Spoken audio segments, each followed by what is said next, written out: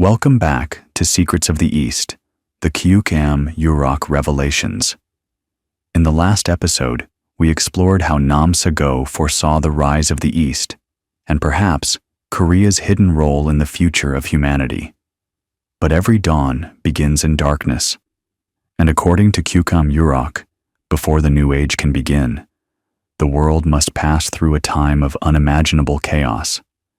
Today, we look into the prophecies that describe that time, a time of war, disaster, betrayal, and collapse. It is known simply as the Great Turmoil, or the Era of Black Fog. Let's begin with one of the most quoted passages.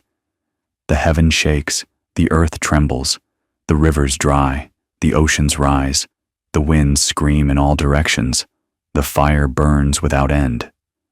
It sounds apocalyptic, and it should, because this isn't just metaphor, it's a warning. According to interpreters, this passage speaks of natural disasters on a global scale, earthquakes, droughts, rising seas, ecological imbalance, perhaps even climate change, though Nam-Sago had no concept of fossil fuels.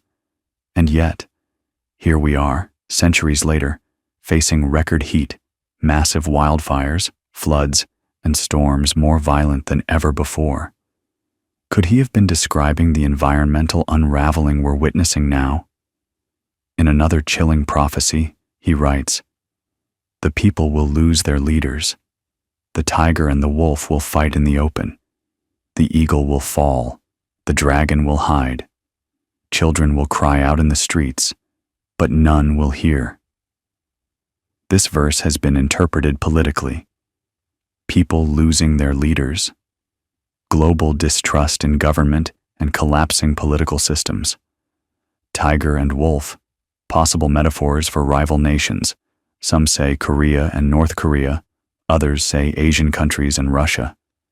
Eagle, again, potentially the United States. Dragon, China. Children crying, innocent victims of war or collapse. Nam-Sago doesn't mention nuclear weapons, but he repeatedly refers to fire from heaven and the red flame that scorches the earth. Some believe these could symbolize missile warfare or bombs. He also writes, "Metal birds shall scream in the sky. The land will be torn, and the bones of men will be scattered like seeds." For a man in the 1500s to write about metal flying in the sky, that alone has led many to compare this to descriptions of modern air warfare. But perhaps the most disturbing prophecy comes in this line: "Brother will kill brother. The wise will go mad. The temples will be empty. Those who chase gold will weep blood." This is where the prophecy shifts from physical disaster to spiritual collapse. Nam-Sago warns of a time when people betray each other, even within families.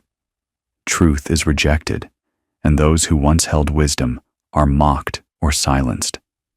Temples and churches, once places of worship, become hollow, empty shells.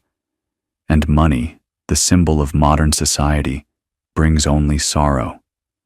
This aligns with what many modern thinkers call the spiritual crisis of our age: depression, isolation, disconnection from nature, a world filled with noise but empty of meaning. Nam-Sago foresaw that before humanity could enter a new era, it would have to face itself and be broken. Yet, even in these dark verses, there is a flicker of hope. In one quiet passage, he writes, "When the red dust settles, a single flower will bloom on the mountain. The wind will carry its scent across the earth. Those who remain will follow it home." That single flower has been interpreted as a symbol of the new truth, or perhaps a person, a guide, a savior, a teacher. But we'll get to that in the next episode. For now, what matters is this: Nam-Sago did not believe the world would end in chaos. He believed chaos was a necessary cleansing, a painful labor before the birth of a new age. And he believed it was already written: but only a few would understand it in time. So what are we to do with these prophecies? Are they just poetic reflections of an anxious old man? Or are they encrypted visions of a future we now live in? Whether you believe or not, these words continue to echo across centuries. And if the chaos is truly the beginning, then what comes next may be even more astonishing.